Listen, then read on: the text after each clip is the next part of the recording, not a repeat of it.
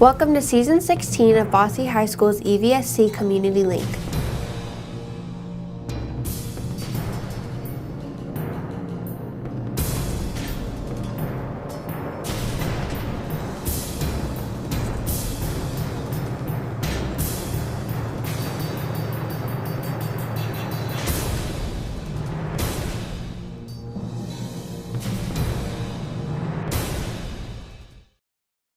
In this episode of the Community Link, we traveled to Mesker Park Zoo to learn about their future plans and some of their upcoming exhibits. We visit the Patricia Browning Stone Sensory Playground at St. Vincent's, learn about the ATV safety with help from the Indiana Department of Natural Resources, and finish the show in Owensboro, Kentucky as we visit the new Bluegrass Music Hall of Fame and Museum. First up, we traveled to Mesker Park Zoo to meet up with Director Eric Beck. So thank you for meeting with us today, and I just want to kind of talk about what's going on at the zoo right now. So there's a lot going on in the zoo. 2019 is starting off to a good start. We're finishing up construction of our budgie exhibit, which if you don't know what a budgie is, it is a little parakeet from Australia.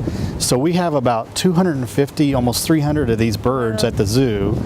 We're building an outdoor home for them right now. And once it gets a little warmer outside, April, May, they'll be outside in the space. And the neat thing about it is you'll be able to go in with the birds. So as a visitor to the zoo, you'll be able to come out, go inside and have the birds either land on you, land near you. You can purchase a little feed stick and you'll be able to feed the budgies in the space. So it's a really nice outdoor space. Actually, the construction's happening as we speak. They're finishing it up. So by this spring, 2019, you'll be able to come out and enjoy the budgie walkabout. Okay, that's pretty cool. So then what are the future plans for the zoo, like later on, years later? Yeah, so projects at the zoo happen, we're always in construction, we're always doing things new, but then we're also planning for beyond that. So right now we're planning on several things, one of which being Humboldt penguins. And Humboldt penguins, which are from Chile and South America and Peru on the Pacific coastline, actually live in the weather that is warm outside, and the water is very cold. So they'll actually be in an outdoor habitat here at Mesker Park Zoo. So even in the summertime when it's hot outside in Evansville, the penguins will be outside. Even in the wintertime when it's colder outside, the penguins will be outside. So it'll be a really nice exhibit. We'll be able to talk about the Humboldt penguins, educate people on all the different species of penguins there are in the world, all from the southern hemisphere.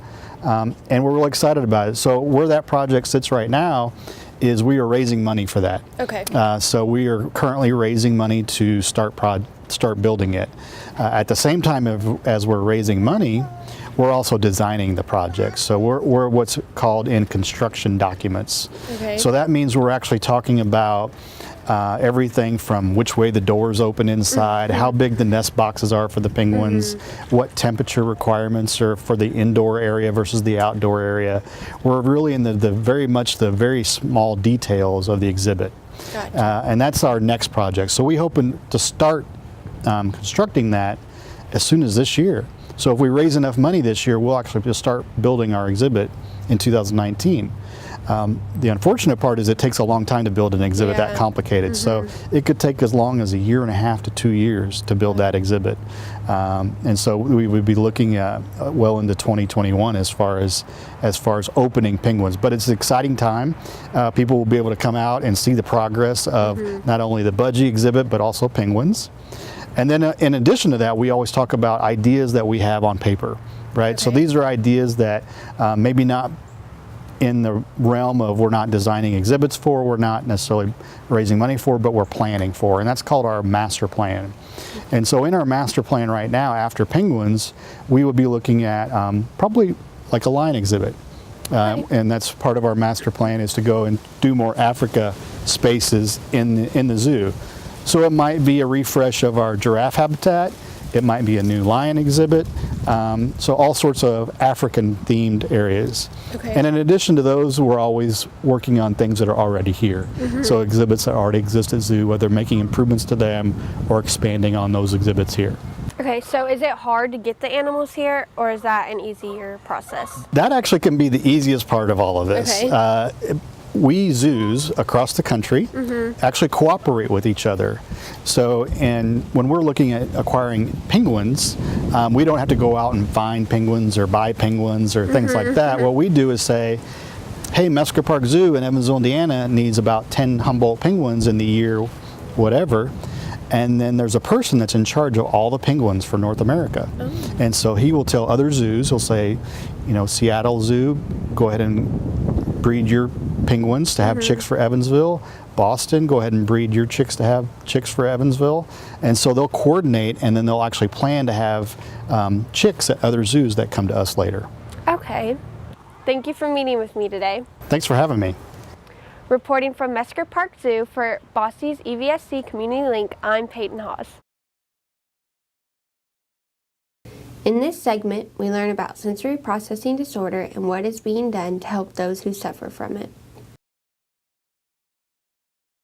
The Patricia Browning Stone Sensory Playground at St. Vincent's Evansville Center for Children was dedicated in the fall of 2018. Patricia Browning attended St. Benedict's Grade School, Wrights Memorial High School, and graduated from the St. Mary's Nursing School in 1946. The sensory playground was donated by her family as a memorial to her life as both a mother and a nurse. My name is Maria Del Rio Hoover. I'm a physician, a pediatrician here at St. Vincent, Evansville, and I am currently the medical director of the pediatric service line for St. Vincent, Evansville and St. Vincent Center for Children. Some children have problems processing certain senses, for example, hearing or light or touch or taste, and therefore when there is too much light, too much noise, they don't know how to respond to it, so they either withdraw or overreact to that sense. Some children may have problems with more than one sense. Some studies indicate that 1 out of 20 children may be affected by sensory processing issues. A new study now indicated that 1 out of 6 children may be affected by at least one sensory issue. The sensory program is learning through play. Many children, when they get into a playground, if they have sensory processing problems, they tend to go into their own area. They don't play with other children. They're overwhelmed by the light, the noise, the stimulation that is usually in a playground.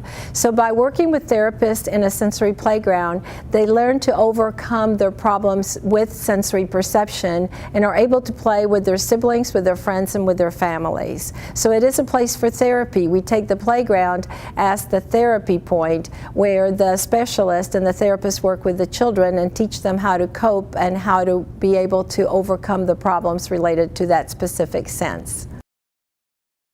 The playground equipment is built by Landscape Structures, Inc., an employee-owned company that designs playgrounds that encourage kids of all ages to learn through play. Dr. Lucy Jane Miller from the Starr Institute for Sensory Processing Disorders is probably the most knowledgeable expert in the United States right now. She currently has a team of about 50 researchers that are doing research with playgrounds, with children with sensory processing disorder, and with children that do not, to find out how we can provide therapy and services to help them overcome their problems so they can function with their other friends and their families. Some children are overwhelmed by too much sensory issues, too much light, too much noise, and so they withdraw. Others tend to seek that, and they're the ones that when they are in a playground where there's a lot of noise, a lot of light, they tend to seek and overact and become overactive, and some of these children can be diagnosed with a hyperactivity disorder, but it could also be a sensory disorder related to what's happening as they integrate that sense into their bodies. A physician, a therapist, a psychologist may identify a child that they feel may have sensory processing issues, and then they will refer to an occupational therapist who will do an evaluation and determine what sense. There could be one, there could be more than one, is affected, and then they'll start developing therapy specifically for that child to help them overcome their problems related to that specific sense. It could be socialization, it could be hearing, it could be taste. So it depends. They need to assess the child, identify what sense is involved, and then work with them. Sensory processing disorder is not just limited to children. Many adults have sensory processing disorder issues, but they are not aware of it. They're uncomfortable in crowds, uncomfortable with loud spaces, uncomfortable with bright spaces, but unfortunately they have not been diagnosed. So many centers that treat children also treat adults with sensory processing disorders. Our goal here is to identify and treat the children early, so by the time they're adults, they've overcome their problems. The key to therapeutic play is to involve the family. When we begin our therapy at the playground here, it will be a family-centered, child-centered therapy, very similar to the one that is being offered at the STAR Institute for Sensory Processing. The family, the parents are key to this. After talking more with Dr. Del Rio, I learned that the entire playground was developed intentionally for different age groups. The first area was made for smaller children or for those that may be in a wheelchair. It has areas and parts that work with many different senses. The drums deal with noise, and the roller wall and gears work with both touch and noise senses. This house structure is geared towards 2 to 4-year-olds. The balance beam and rubber ladder are parts that work on balance. It also has a roller wall and mechanism that work on touch as well as noise sensory issues. There is even a quiet place underneath the house for those that may be experiencing overstimulation during their play. This round structure allows older children to get a feel for their sense of space. It helps the children learn to balance their body and their surroundings. Each playground area has opportunities to work on and encourage socialization, such as the side-by-side slides in the 6 to 12-year-old area. All the sensory playground structures are made to support both kids and adults because it is important for the families to participate in the therapy. The Patricia Browning Stone Sensory Playground is the first of its kind in the United States that provides both indoor and outdoor sensory environments. Its use must be intentional. There must be a diagnosed need for the sensory stimulation. For the EVSC Community Link, I am Jaden McElroy. We traveled to Inner Lake Recreational Area to film this next story on ATV safety. In Indiana, an ATV is defined as a vehicle capable of cross-country travel without the aid of a roadway. So the most common things we're going to see here in Indiana are your actual four-wheelers, your side-by-sides, or dirt bikes. To operate on a public roadway, you have to be 16 years of age and hold a valid operator's license. As far as registration goes, anytime you're on a public roadway, it needs to be registered. If you're on private property, if it's purchased after 2003, then technically it needs to be registered. ATVs come in all different sizes. They come designed for small children, up to 4-passenger side-by-side 1,500-pound ATVs. So it's very important that the ATV you're riding is size appropriate.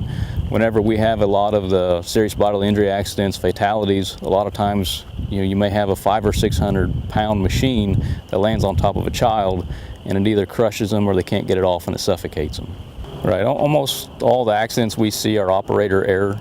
They're not actually the machine itself that's causing the accident. A lot of the accidents we see are on public roadways, and ATVs are not designed to be on a public roadway. So that's something else that we see. The dangers are going to vary. The accidents we see are anywhere from road rash to death. I can tell you about a time I've seen an ATV accident where it actually saved somebody's life, in my opinion. We were actually out here at Inner Lake. I was riding with another officer. We got behind a four-wheeler, and he looked behind him and saw us, and for whatever reason took off. He goes up a real tall hill. He got about to the top and he lost speed. He couldn't make it to the top, and that ATV started to roll backwards. It rolled several times. The last time it rolled, it landed right on his head. I looked at the officer I was with and I said, that guy's dead. We walked up there. He had a crack right down the center of his helmet. If he hadn't had that helmet on, that crack would have been right in his skull. No doubt in my mind, the helmet saved his life that day. And something else to keep in mind is each county is going to be different. So it may be legal to ride in one county, or the next county you go, it may be not legal to ride there. And that's going to be dependent on your county board of commissioners. So you need to make sure, and you can go on the outdoor recreation website and it'll show you a map of what counties are open, what counties are not. So it's important you know what county is open and isn't. There are public areas in southern Indiana you can ride. So Interlake, where we're at now, you can come and ride. You pay a fee. There are bathrooms. There are maintained trails, things like that. And there's also one a little further north called Redbird you can go and ride at. There is a law that's been proposed. It kind of has local origins. There was a girl by the name of Kate Bruggenschmidt that was killed 2015. She was 11 years old. Her family has kind of spearheaded that movement. That is called House Bill 1200, and what that law is anyone under the age of 18 would be required to wear a helmet. On July 26, 2015, my 11-year-old daughter, Kate, she was killed on an ATV. She had won a softball game that morning, and Kate and 4 of her teammates went to one of their houses to hang out between games, and they were allowed to ride ATVs that were too large for them. Kate and one of her teammates got on a 750-pound ATV without helmets, and the ATV tipped over on Kate, and she died instantly from force trauma, massive cerebral disruption. She was not wearing a helmet. And from her accident, we created the Play for Kate Foundation, and the mission of our foundation is to try to do community outreach or community service for the youth in our area, and also to promote ATV safety and increase ATV education and awareness. Every year, consistently, we have over 200 accidents. We have over 200 people injured. Last year was our highest fatality on record. We had 21 people killed last year in the state of Indiana in ATV accidents. Obviously, we want you to wear your helmet, your safety gear. We talk about knowing your limitations. So each rider is going to be different physically. He's going to have a different amount of experience. So just because your ATV can do it, or just because your friend or your buddy is doing it, doesn't necessarily mean that you should do it.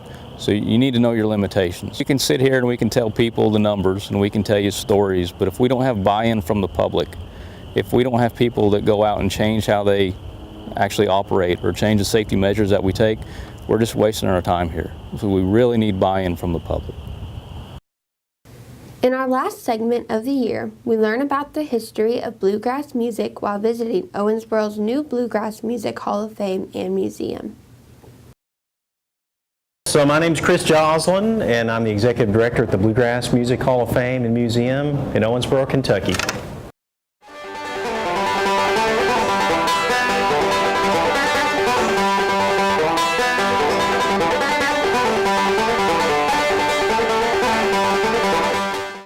Well, it's hard to talk about bluegrass music without mentioning Bill Monroe. So Bill Monroe is an artist who's from Western Kentucky, from Ohio County nearby, and he grew up in this area, came from a musical family, and in the 30s had a brother duet with one of his brothers at a radio station in Chicago, and eventually made his way to the Grand Ole Opry in Nashville.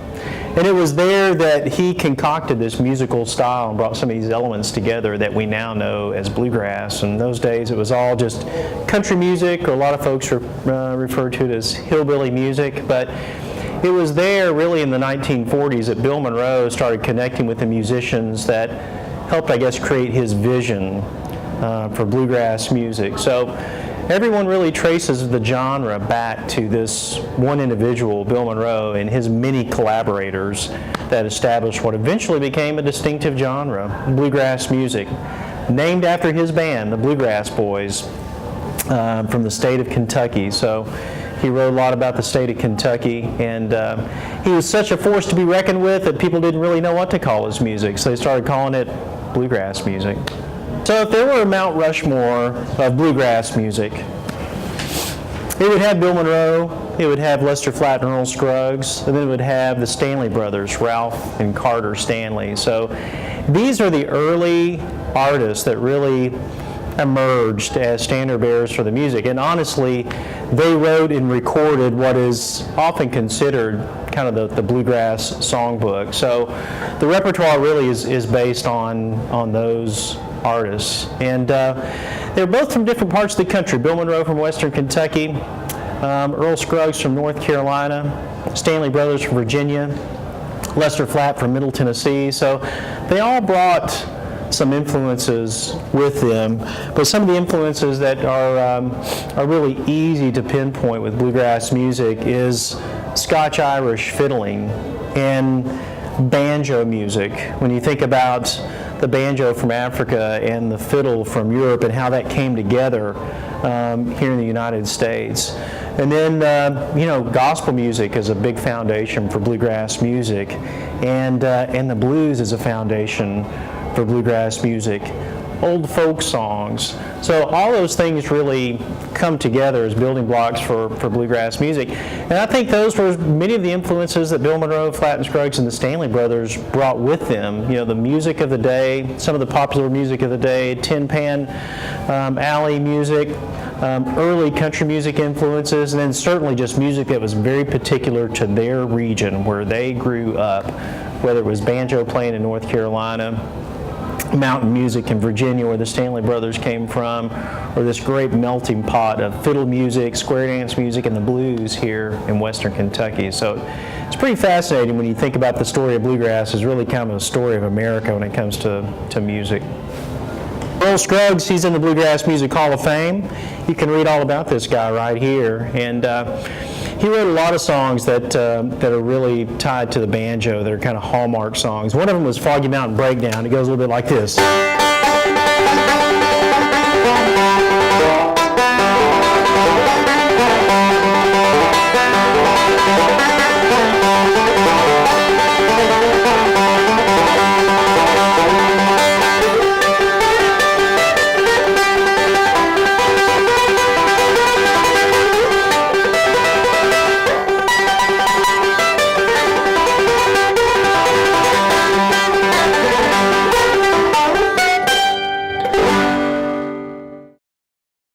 But there are some distinctive elements too that make bluegrass unique and make bluegrass music.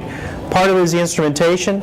It's always played on acoustic instruments, and it usually involves a banjo, a fiddle, mandolin, guitar, and upright bass, acoustic bass, and sometimes a resonator guitar, which is like an acoustic slide guitar. So the instruments used and how they're incorporated makes bluegrass unique and distinctive.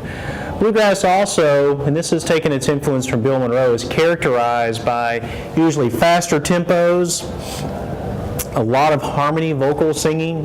Oftentimes the songs are pitched rather high, and that was something that Bill Monroe intentionally did to create energy in the music, play the music fast, pitch it high.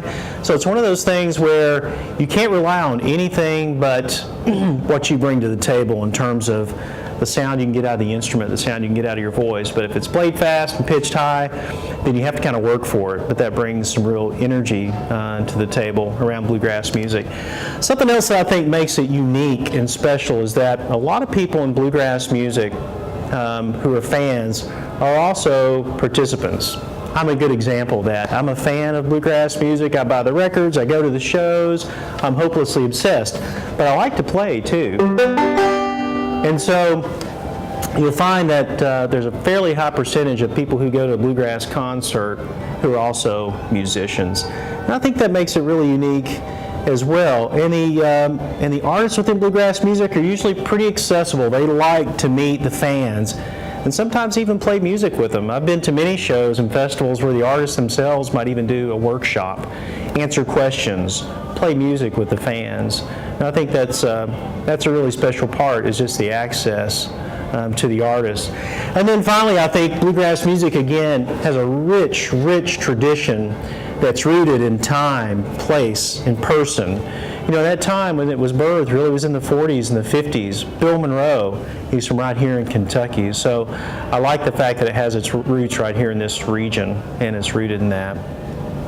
I'm proud to say that it's alive and well. That's something else I love about working at the Bluegrass Music Hall of Fame and Museum, is that we are the standard bearers and the keeper of the torch, so to speak, about the history and the story of bluegrass music and its founders and those early artists that really shaped bluegrass music to be what it is. But at the same time, we have a lot of performance space, a great indoor music theater, an outdoor stage. We put on a big festival at the end of June each year called Romp Festival, where we attract nearly 30,000 people from all over the world. So we're rooted in the history, and we want to educate people on that. But at the same time, we want to present where bluegrass is today and try to help interpret the future of this music. And so the music is certainly in the hands of a new generation of 20-somethings and 30-something-year-old people who are just doing great things. And they're being innovative and they're pushing the boundaries. But the thing I love about bluegrass music is almost to a T, all those musicians are really honor the roots and the history of the music. And many of them can play straight from the Bluegrass Songbook, from the repertoire of Bill Monroe and Flatt and Scruggs and Stanley Brothers and Don Reno and Red Smiley and all those great early artists. So they're rooted in that tradition. They want to honor that, but then they're really pushing the boundaries, doing their own things with writing music and making great records. So I love the direction that it's going. You know, bluegrass music is one of those things that means different things to different people. You know, if you just ask 10 different people to define bluegrass music, what it means to them, you might get 10 different answers. But I think that keeps it healthy and keeps it diverse, and I love that. We hope you enjoyed the show.